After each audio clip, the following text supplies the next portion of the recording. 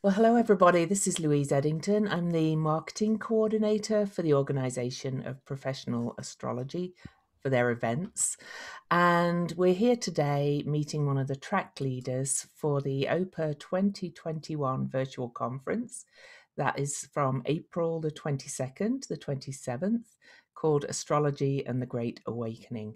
Now, what makes the OPA conference unique is the tracks, and that means you spend a good deal of time, 3 days, in a small group of people going into deep focus on one topic, in addition to all the other speakers. And so Kenneth Miller is with us today, and his track is called An Introduction to Jyotish. I can never say that word. Vedic Astrology, Mapping Your Destiny. So thanks for joining me, Kenneth. Tell us a little bit about yourself. Well, I've been a professional astrologer, I think since 2005 or six. I need to look that up. It's getting blurry now. But I've had a lifelong interest in astrology. I started out, of course, as a child reading the sun's actually having my mom read to me the sun sign column. So that was my initial awareness of astrology. And at about age 12, I saw a magazine. It must have been like American Astrology or Dell, one of the American publications of astrology. And I picked it. I was like, oh, astrology, I like that. And I opened it up and I saw a chart for the first time. And I just remember going, of course you would look at all the planets, like not just the sun. Like, why didn't I think of this before? And then that made me realize there was this wider world of astrology out there. And so as a teenager, this is the days before we had software to do everything. So I tried to teach myself how to calculate things by hand, and had just always have had a love of astrology. But it was an avocation really in the first half of my life. I would do it for friends and family. I'd occasionally charge for a reading, but I was more a hobbyist astrologer, like many of us are. Yeah, I would say. Yeah. And then in the about 1995, ironically, while I was interested in Eastern thought and Indian religious traditions, I thought their astrology was weird because it used a sidereal zodiac. Mm-hmm. And I would say, how can you possibly be like a Taurus moon and an Aries moon at the same time? That doesn't even make sense. So I just ignored the astrology. But over the years, I kept hearing people, oh, it's really good. Yeah, I've gotten good readings and blah, blah, blah. So I think it was 1995. I was on vacation, and I remember that in the Mountain Astrologer, there was an ad for a Vedic astrologer in the town I was vacationing in. Mm-hmm. So he had an opening, I had a reading, and I was like, wow, this was really interesting. Mm-hmm. And I remember at the end, I said, I'd like to study more about this. What can I do? And he goes, well, you're in luck. We're having our big international conference in San Diego later this year. So Wow. I attended that.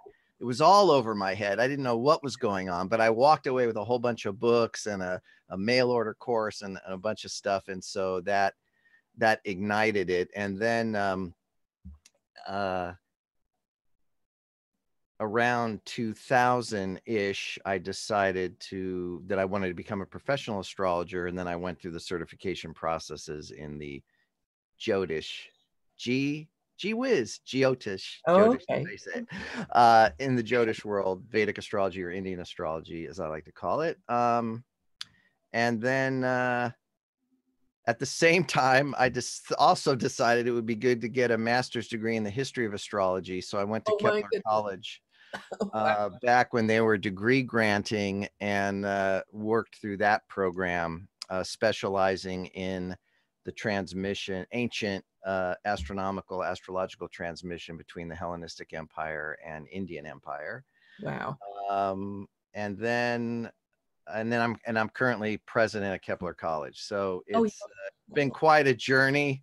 It's been quite a journey, but it's nice. I do love astrology, and I love what it can do for people.